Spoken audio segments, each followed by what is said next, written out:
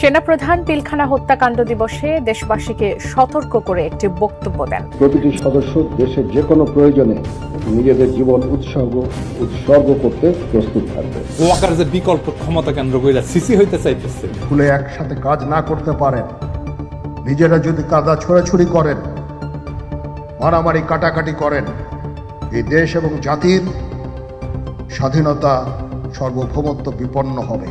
সেনাপ্রধানের একের পর এক বার্তা নানান কৌতূহল জাগিয়েছে দর্শকের মাঝে। তবে কি এবার ক্ষমতা দখল করছে সেনাপ্রধান? দর্শক ঘটনাটি জানতে চাইলে অবশ্যই আমাদের সাথে থাকুন। গত 65 ঘন্টায় 74টা রেপ, এটা কোন ধরনের আমার স্বাধীনতা? আমাদের মা বোনেরা রাস্তায় বের হতে পারছে না, এত ধর্ষণ চারিদিকে, চক্রবৃদ্ধি হারে ধর্ষণ বাড়ছে। শেখ হাসিনা দেশ ত্যাগের পরে উপদেষ্টা তাদের দায়িত্ব পালন করতে পারেননি।